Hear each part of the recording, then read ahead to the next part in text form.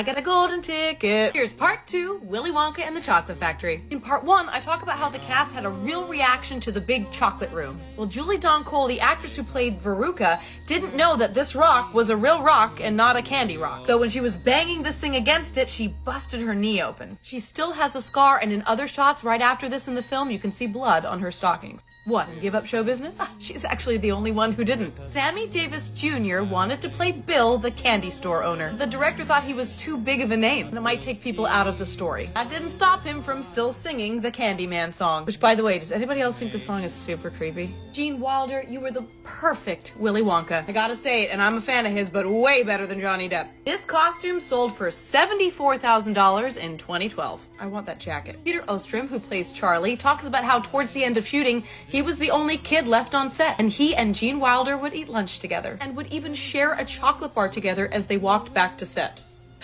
It's adorable. The chocolate river was made of 150,000 gallons of water, chocolate, and cream. Towards the end of filming, the cream mixture began to spoil. It was described as dirty, stinky water. Sure hope he filmed that before it went bad.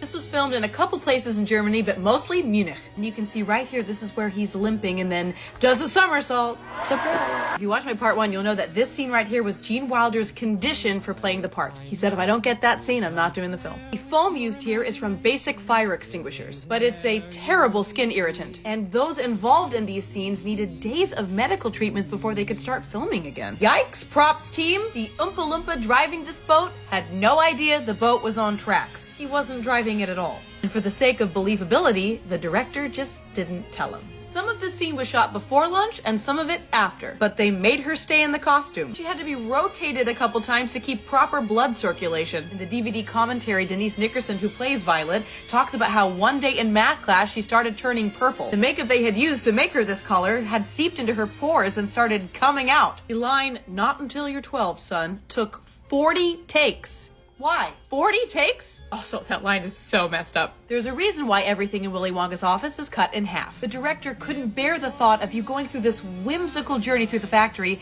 and ending in an ordinary office. They hired a Foley sound artist for this scene who specialized in burping. And there's your random fact about this scene. What should I do next? Like and follow for more.